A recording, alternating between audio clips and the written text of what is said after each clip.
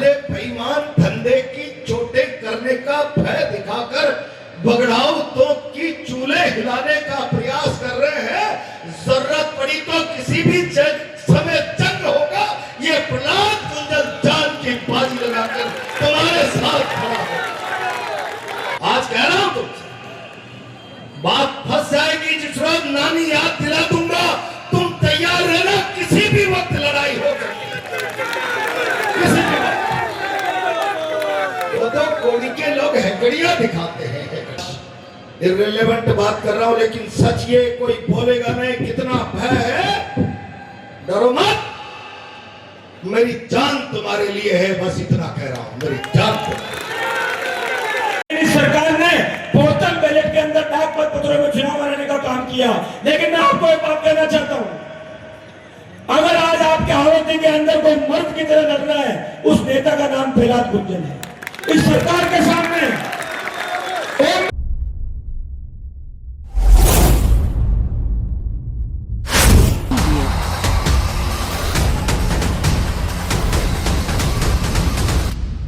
चुके हैं तो तालियों के साथ स्वागत करें और उनसे मेरा अनुरोध है वो मंच पर पधारें और मंच की गरिमा बढ़ाएं।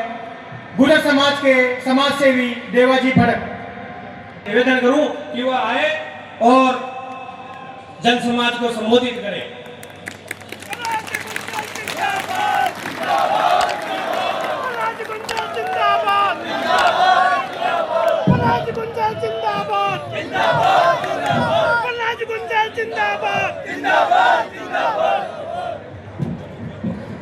मंचस्थ आदरणीय धीरज जी, आदरणीय कालूलाल जी,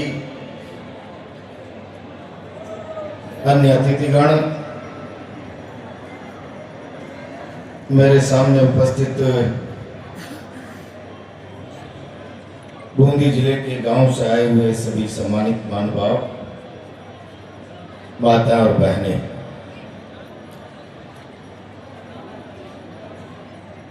देवनारायण जयंती का महोत्सव मन रहा है। मैं इस अवसर की आप सबको बधाई देता हूं, शुभकामनाएं देता हूं। मैं लंबा भाषण नहीं करूंगा, धीरज जी अपनी बात कहेंगे।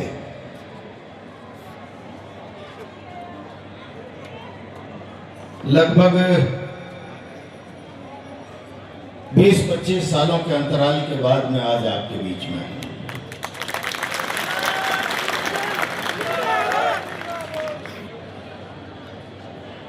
मैं आखिरी बार जब इस दरवाजे पर आया था,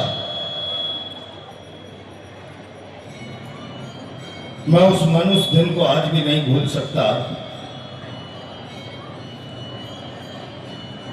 लाशें पड़ी थी,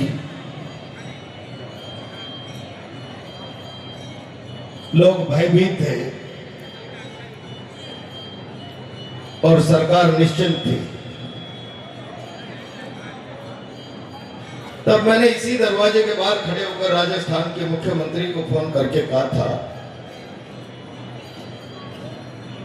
मुख्यमंत्री जी,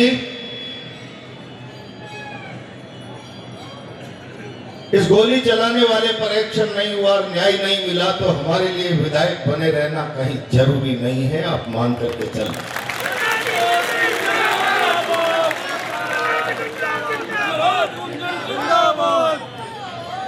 और 25 सालों में आप लोगों ने क्या कहूं, बहुत सारी तरक्की कर ली। 25 साल बाद आया हूं तो ताकत भी दुगनी हो गई। अब 2-2 रैलियां हो रही है। ताली बजाने का सवाल नहीं,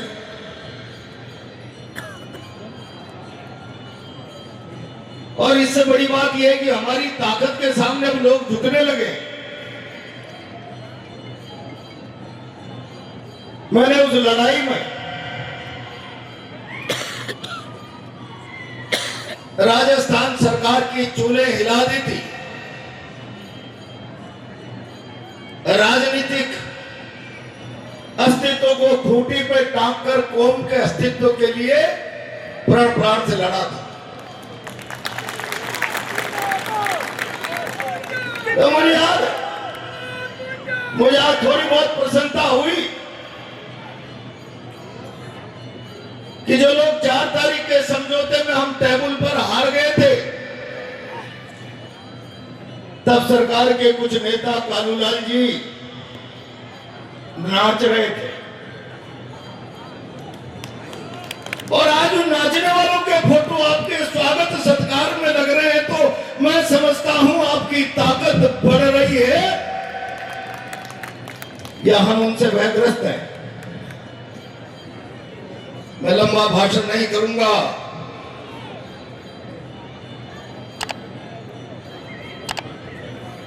मैं किनके बीच में भाषण कर रहा हूं?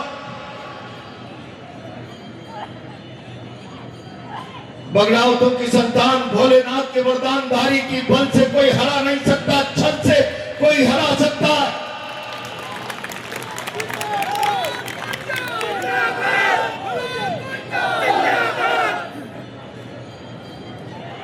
कौन इतिहास को किस रूप में लिखता है? मैं आज केवल इतना कहना चाहता हूं, अगर तुम्हारे पास कोई सच नहीं कहना चाहे तो सच सुन लो।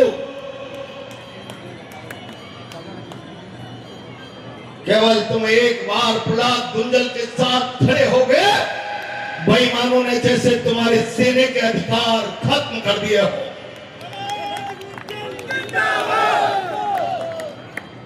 मैं केवल इतना कह रहा हूं, जिसकी मां के दूध में इतना दम है, तुम कमजोर मत रहो, दांत खट्टे करने की ताकत रखता हूं।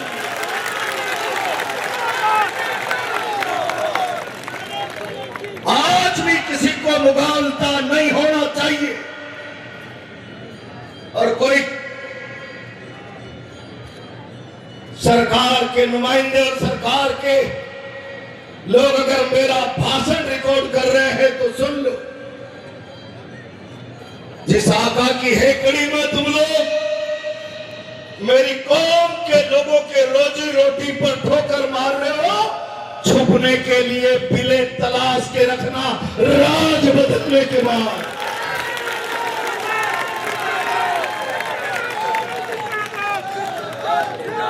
मैं आपसे कह रहा हूं, मेरा मन नहीं है भाषण करने। अगर जिल्लत महसूस होती है तो चौहान वंश की परंपरा को, जिसमें बहुत बड़ा चौहान नारायण पैदा हुआ, उसी वंश में पृथ्वीराज चौहान हमीर हट पैदा हुए, जीत कर खिलजी का झंडा लेकर आते दिख गए। भ्रम में रानियों ने 10,000 ने जौहर कर लिया, इज्जत नहीं दी, मर जाना लेकिन इज्जत मत चुकाना। देख रहा हूं साले बेईमान धंधे की चोटें करने का भय दिखाकर बगड़ावतों की चूल्हे हिलाने का प्रयास कर रहे हैं। जरूरत पड़ी तो किसी भी समय जंग होगा, ये प्रहलाद गुंजल जान की बाजी लगाकर तुम्हारे साथ खड़ा होगा। और नहीं तो यह भरोसा रखना, जो तुम्हें भय दिखा रहे हैं, भय क्या होता है इसका अंदाजा व्यवस्था बदलने को, बेईमानों को प्रहलाद गुंजल करा देगा।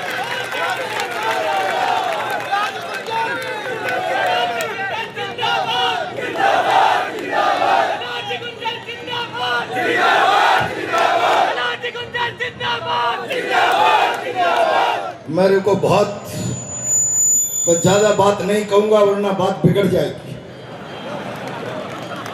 थोड़ा मजबूत रहो। राम कहकर रहीम कहने वाला, तलबे चाट कर राजनीति करने वाला नहीं है प्रहलाद गुंजल।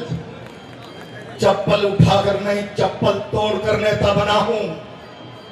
अंदाज लेना, किसी की मां ने दूध पिलाया हो, जरूरत पड़ जाए तो रात के 2 बजे भी जान देने के लिए खड़ा मिलूंगा। अगर गोली लगी तो सीने पे लगेगी, पीठ पे नहीं लगेगी।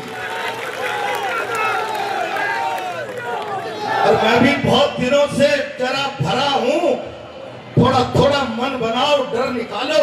मैं जब यहाँ आया था सोजी जी, सन्नाटा था गांव में, सन्नाटा। तब मैंने खड़े होकर कहा था डरो मतो, 7 लोगों की लाशें भी, इनकी चिताएं भी अगर हमारे अंदर की ठंडक को गर्मी में नहीं बदल सकती तो वैसे कायरता पर जीना बेकार है, धिक्कार है। खड़ा हुआ था पूरा रास्ता। आज कह रहा हूं तुमसे, बात फंस जाएगी जिस रोज नानी याद दिला दूंगा, तुम तैयार रहना, किसी भी वक्त लड़ाई हो सकती है, किसी भी वक्त। तो कोड़ी के लोग हैकड़ियां दिखाते हैं, हैकड़ियां। जिसकी मां ने दूध पिलाया है, जरा अपने होदे से त्याग पत्र देकर जरा यहाँ एक जवान को हैकड़ी दिखाओ, तुम्हें नानी याद दिला देंगे, नानी। मैं तुम्हें बहुत जिम्मेदारी से कह रहा हूं, मैं भरा हुआ हूं, किसी भी वक्त कह सकता हूं आ जाइए, आ जाइए। जंग के लिए तैयार होना।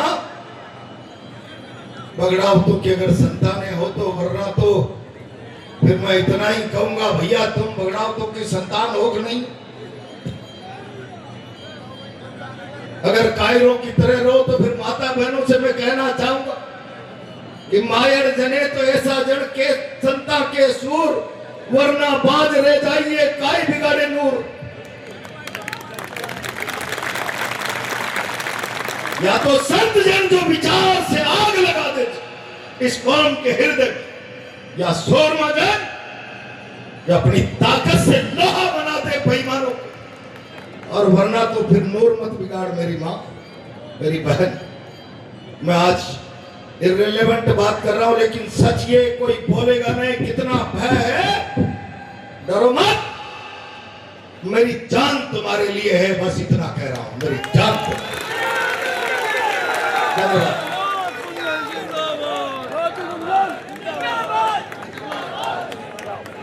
पलाजी गुंजल। मंजिल उनको मिलती है जिनके सपनों में जान होती है और भंग होने में कुछ नहीं होता, हौसलों से उड़ान होती है, हौसलों से उड़ान होती है। अब मैं इसी क्रम को आगे बढ़ाते हुए हमारे राष्ट्रीय सचिव माननीय धीरज जी गुर्जर को बुलाना चाहता हूं। एक वजीशिव नेता, सबके दिलों में राज करना, एक बार जोरदार उनके सम्मान में ताली। वीर गुर्जर समाज की आज सबसे पहले इस हाड़ौती की वीर धरा पे वीर बगड़ावतों को, गुर्जर समाज के पंच पटेलों को आपका भाई और बेटा धीरे धीरे हाथ जोड़ के राम राम करता है। यह उपस्थित मेरे पिता तुल्य बड़े बुजुर्ग, नौजवान साथी, माताएं बहनें,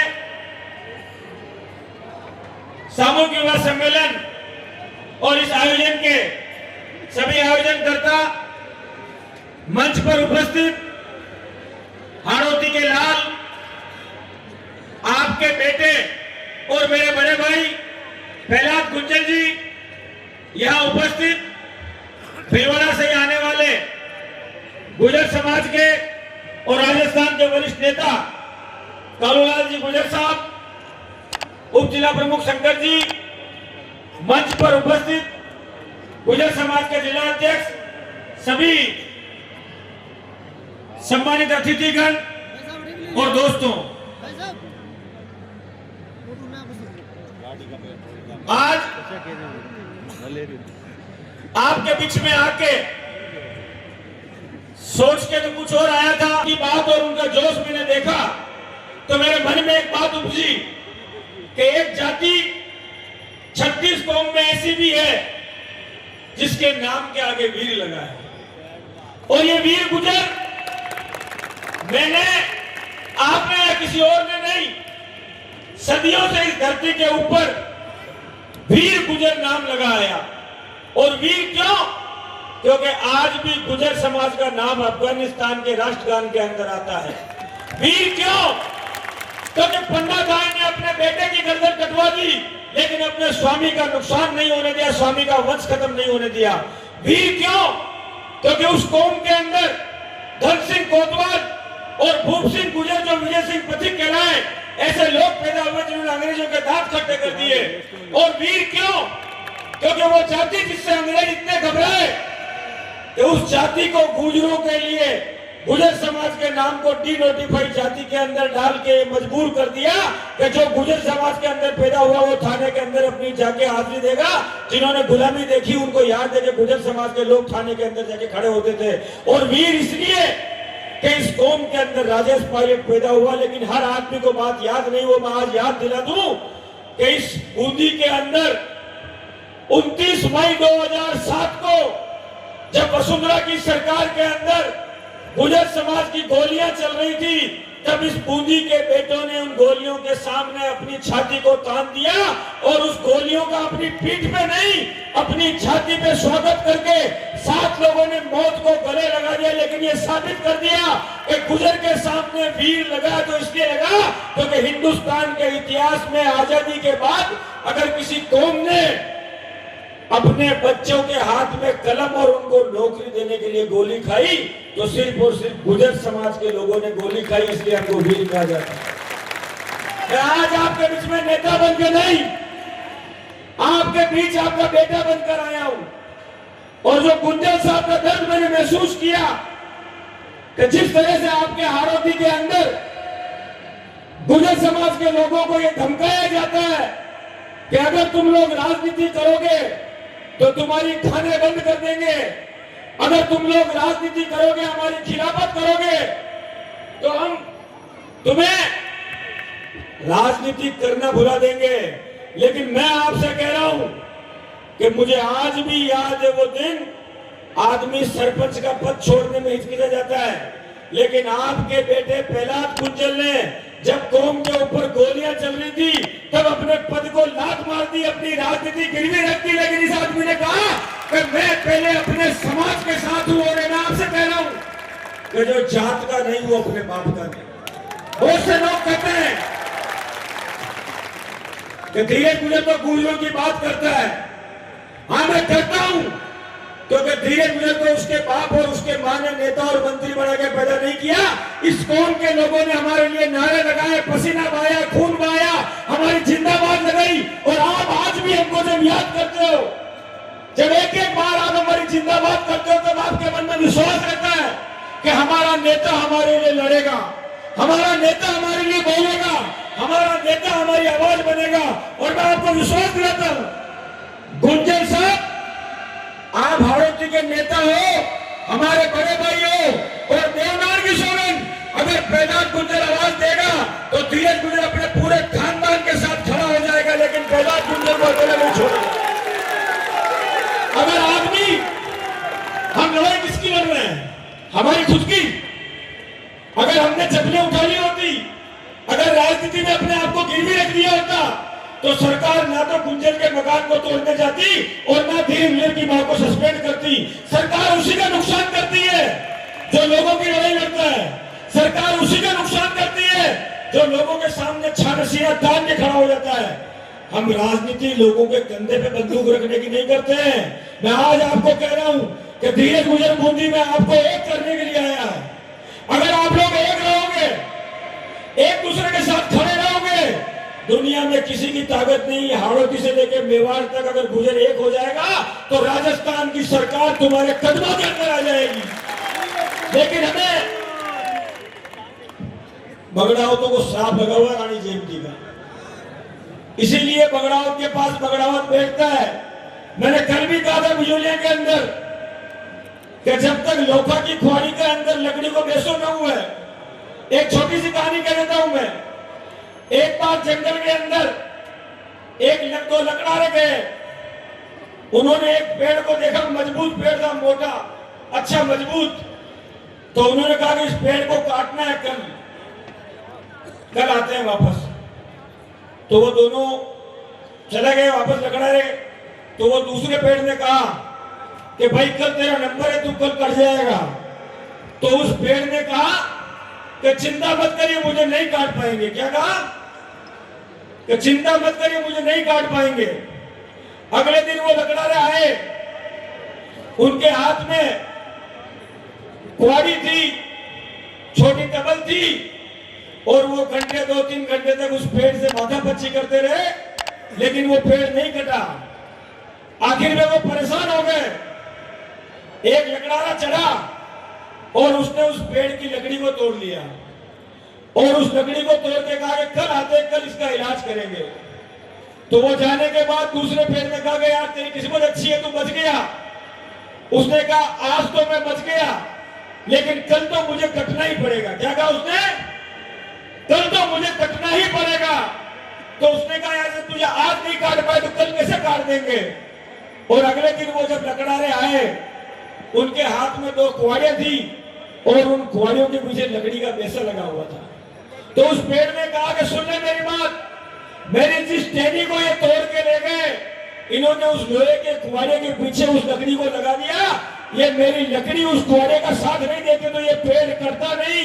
इसी तरह हमारे अंदर समस्या है, अगर हम एक दूसरे को काटेंगे नहीं तो हम लोग खत्म कैसे होंगे। ये सांप लगा हुआ हमारे को रानी जयंती का।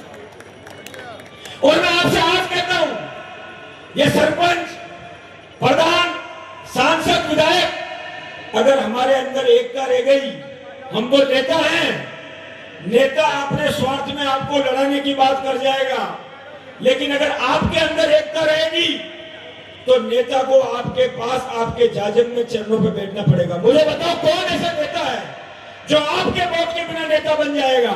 अपनी गाड़ी का तेल फूंकते हो, रात दिन मेहनत करते हो, जिंदाबाद लगाते हो, और जब आप काम कराने के लिए जाते हो आपका समाज का नेता आपकी तरफ देखता नहीं तो आपकी छाती के अंदर कितना गुस्सा आता होगा। ये आपको सोचना होगा कि आप किसके साथ खड़े हो, आप किसको ताकत दे रहे हो, कौन आपके साथ खड़ा रहेगा। आज बूंदी में आपका कार्यक्रम है, सामूहिक विवाह सम्मेलन है। यह आने के बाद मुझे पता लगा कि आपके 2 कार्यक्रम हो रहे हैं। गुर्जर समाज को एक रखने की जिम्मेदारी हमारी है।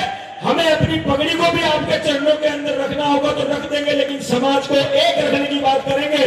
और मैं आपको कहता हूं, समाज अगर मजबूत नहीं होगा, मेरी बेला गुंजर की, कालूलाल जी की, किसी की कोई हैसियत नहीं है अगर समाज हमारे साथ नहीं खड़ा हुआ है। ये मंच जो तराजू होती है, उस तराजू के अंदर 2 चले होते हैं, एक में पाट रहता है और दूसरे में माल रहता है। इस मंच पर हम लोग पाटों की, हम मंच पर जो नेता बैठे हैं हम पाट के समान हैं। जब तक दूसरे चेले में आपका वजन नहीं होगा तब तक हमारा कीमत कुछ भी नहीं होगी, और जो छाप लगती है पीछे वो छाप लगाने की ताकत आपके पास है। मैं आपको यह बात इसलिए कह रहा हूं, इस बूंदी के अंदर आप लोगों ने वो करके दिखाया कि राजस्थान सरकार की जब गोलियां चली, गुर्जर समाज के लोगों ने अपनी छाती आगे कर दी और राजस्थान के अंदर जो आरक्षण की आग हुई, उसने सिर्फ राजस्थान के अंदर काम नहीं किया, जम्मू कश्मीर से लेकर महाराष्ट्र तक और कन्याकुमारी से लेकर कश्मीर तक जहां जहां पर भी गुर्जर समाज का खून था, उस खून के अंदर एकता पैदा हो गई। उस एकता को बनाए रखने की जिम्मेदारी आपकी भी है और हमारी भी है। आज पहला गुर्जर का दिल का दर्द आपके सामने आया। ये अपने आप को कह रहे थे मुझे गाड़ी के अंदर कि मेरे समाज के लोगों को कमजोर करने के लिए रोज इनको काम धंधे बंद करने की जिम्मेदारी देते हैं। गुर्जर साहब आप हथियार उठा लेना, ये धीरज मुझे वादा कर रहा, हमारा इतिहास लोग जानते हैं कि धीरज का कलम भी चलती है, धीरज का जूता भी चलता है। आप हुक्म करना, आपके साथ आएंगे और छाती में गोली खाएंगे या छाती में गोली मारेंगे, लेकिन आपको समाज को अकेला नहीं छोड़ेंगे। मैं राजनीति करने के लिए नहीं आया हूं, मैं आज बूंदी के गुर्जरों को प्रणाम करने के लिए आया हूं। आपकी ताकत, आपकी हिम्मत और आपकी एकता के कारण अधिकार के अंदर समाज का नाम हुआ था। आज आप लोगों को मैं कहना चाहता हूं कि राजनीति करने के लिए नेताओं का कंधा मत बनो, बल्कि नेताओं के कंधे चाहिए। मैं आज भी आपको कह रहा हूं, हमारे समाज में हमारे को जिस समाज की सामाजिकता खत्म हो जाती है, वो समाज अपनी जड़ों को भूल जाता है, समाज के संस्कार खत्म हो जाते हैं, तब समाज कमजोर पड़ जाता है। आज आपने पुण्य ही का काम किया है। जो बेटी अपने बाप के घर जन्म लेती है, अगर उसके माता पिता की जेब के अंदर पैसा नहीं होता है तो उसके बाप के माथे पे सरवटें आ जाती है, कल को मेरी बच्ची के हाथ पीले कैसे करूंगा। लोग कहते हैं कि कुरीतियों को दूर करो। जब आदमी के पास पैसा नहीं होगा वो मोशन के अंदर 2-2, 3-3, 4-4 बच्चों की शादी साथ में करेगा। एक छोटी बच्ची होगी, 2 बड़ी बच्ची होगी। वो गरीब आदमी अपनी बच्ची के लिए अच्छा परिवार देखने के लिए 2, 3, 4 बच्चों के साथ में शादी कर देगा। बाद में बड़े होने के बाद में वो कहेंगे हमारा रिश्ता टूट गया। लेकिन जब समाज खड़ा हो जाएगा कि जिसके घर बेटी ने जन्म लिया वो जिम्मेदारी उसके माँ बाप की नहीं बल्कि समाज उसका माँ बाप है, तो अगर समाज अपनी बच्ची की, जो बच्ची भाग्यशाली होती है उसके माता पिता उसका कन्यादान करते हैं, लेकिन जो बच्ची सौभाग्यशाली होती है उसका समाज उसका कन्यादान करता है। और आप लोगों ने निःशुल्क सम्मेलन करके इस सामूहिक विवाह सम्मेलन के अंदर एक परंपरा की शुरुआत करी। कल बिजोलिया के अंदर 5वां सामूहिक विवाह सम्मेलन था।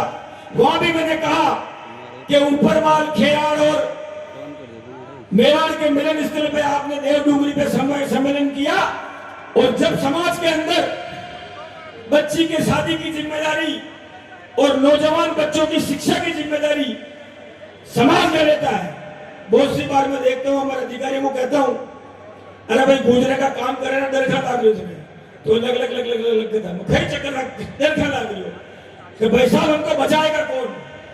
आपके समाज का कोई अधिकारी कर्मचारी उसमें अगर कार्रवाई होती है और उस समय पर आप बोलते नहीं हो उसका हौसला पस्त हो जाता है। हमारा किसी नेता के साथ अन्याय होता है उस समय कौम अगर खड़ी नहीं होती है, और देखो दोनों हाथ से ताली बजती है, अगर किसी नेता का आप साथ दोगे उस नेता की भी जिम्मेदारी है कि वो आपके साथ खड़ा होकर आपकी आवाज को बनेगा। हम सिर्फ आपसे लेने का काम नहीं करते हैं, आज हम आपके साथ आपकी लड़ाई को लड़ना चाहते हैं।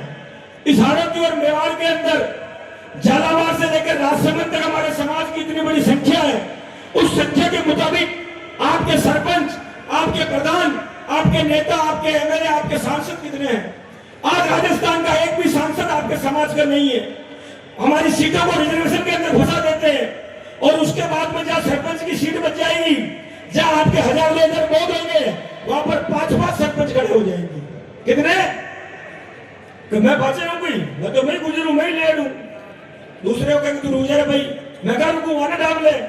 5 के 5 लड़ पड़ेंगे और 5 के 5 चुनाव हार जाएंगे।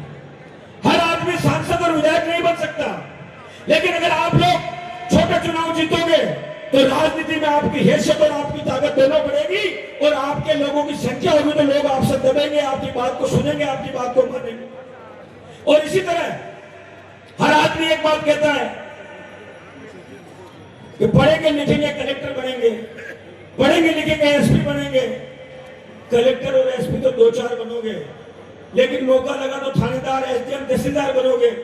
अगर मौका लगा तो मास्टर, सचिव, पटवारी बनोगे और कुछ भी नहीं बनोगे। और फिर भी अगर आपने पढ़ाई कर ली तो कम से कम दुनिया में कोई आपको ठग नहीं पाएगा, चाहे व्यापार करो, चाहे कहीं पे जाओ, किसी से मिलो। हम इसलिए कहते हैं कि जिस हाथ के अंदर कड़ा है उस हाथ के अंदर कंप्यूटर होना जरूरी है। हमारे हाथ में एक हाथ में लाठी है और दूसरे हाथ में कलम होना जरूरी है। लेकिन दोस्त से नेता कहते हैं कि यार मंदिर क्यों बना रहे हो, हॉस्टल बनाओ। मैं आपको खुलेआम कह रहा हूं कि शिक्षा का मंदिर भी बनाना है, मतलब हॉस्टल, स्कूल भी बनानी है और भगवान का मंदिर भी बनाना है। क्योंकि जिस समाज के अंदर, आज मेरी बात सुनो, आपके ये छात्रावास नहीं होता, छात्रावास में देव दरबार का मंदिर नहीं होता, ये जगह आपके पास नहीं होती तो समाज इकट्ठा कैसे होता? हम लोग चाहते हैं, लोग बात करते हैं, उल्टी बात फैलाते हैं।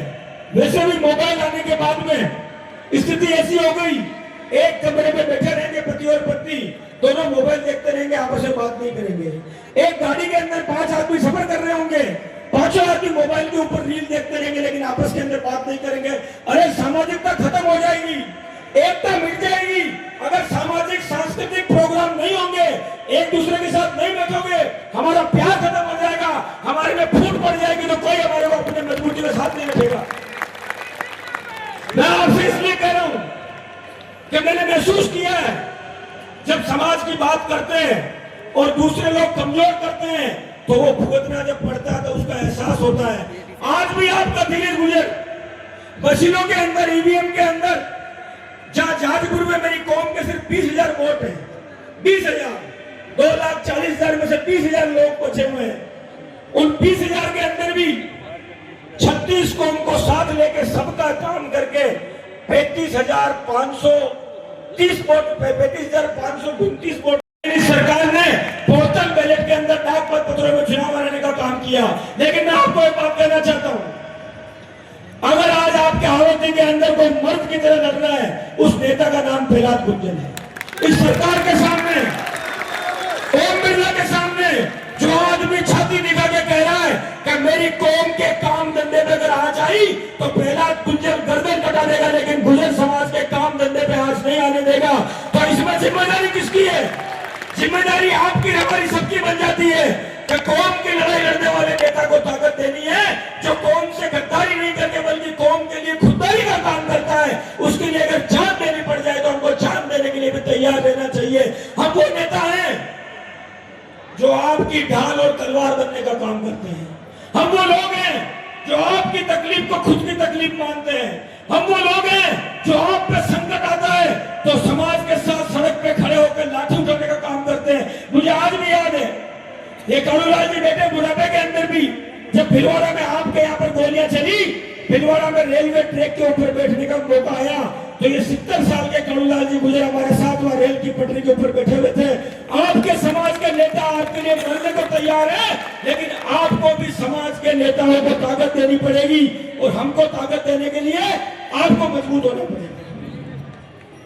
क्योंकि आपका अगर काम धंधा अच्छा नहीं होगा, अगर आपके पास शिक्षा नहीं होगी, आपके पास रोजगार नहीं होगा, आपके जीवन में साधन संसाधन नहीं होंगे, तो मजबूती आएगी कहां से? दूसरे नेताओं को देखो, उनके समाज के लोग 50 गाड़ी, 100 गाड़ी, 60 गाड़ी लेके उनके साथ चलते हैं। हमारे लोगों की भी इच्छा होती है कि अपने नेता के साथ खड़े हो जाएं, लेकिन बड़ी मुश्किल से 5-10 सालों में गुजर समाज के पास पैसा आने लगा है। आप काम करने से मजबूत हो, कोई तुम्हारे काम धंधे पर डाका डालेगा तो उसको प्रहलाद गुंजन और धीरे धीरे से टकराना पड़ेगा। इस बात का मैं आपसे वादा करके जा रहा हूं। आपको किसी से डरने और दबने की जरूरत नहीं है, और फिर भी अगर कोई आपको तकलीफ देगा तो 2.5 साल बाद राजस्थान में कांग्रेस का राज आ रहा है। पहले भी हमने कईयों का जूस निकाला हुआ, वापस जूस निकाल देंगे, लेकिन आप लोगों को ठुकरे नहीं देंगे, आपको कमजोर नहीं करने देंगे। आप लोगों ने आज विश्वास के साथ हमको यहाँ पर बुलाया, हम आपको विश्वास देने के लिए आए हैं कि इस बूंदी के अंदर धीरे गुजर नेता बनकर नहीं बल्कि आपका बेटा बन के आया है। जब भी यहाँ का समाज मुझे याद करेगा तो धीरे गुजर आपकी एकता को बनाए रखने के लिए आपके साथ आकर खड़ा होगा। आपको बहुत बहुत धन्यवाद जो सम्मान आपने मुझे दिया है। ये धीरज मजदूर का बेटा, मेरे पिताजी भिलवाड़ा की मिल के अंदर मजदूर थे। ये मेवाड़ का लाल जब पन्ना दाई के वंशज आपको विश्वास दिलाते हैं कि हम अपना खून दे देंगे, लेकिन आपको गद्दारी नहीं, आपके साथ गद्दारी नहीं करेंगे, आपके साथ खड़े रहेंगे, आपकी ताकत बनेंगे, आपकी ढाल और आपकी तलवार बनेंगे, और आपके मान सम्मान को बढ़ाने का काम करेंगे। एक बार मेरे साथ सब नारा लगाओ, सचिन पायलट जिंदाबाद, राजेश पायलट जिंदाबाद, अनिल किरोड़ी बेसला, पूरा समाज को जो मेरे साथों शहीद हुए थे उनके लिए अमर शहीद, अमर शहीद। धन्यवाद। राम राम।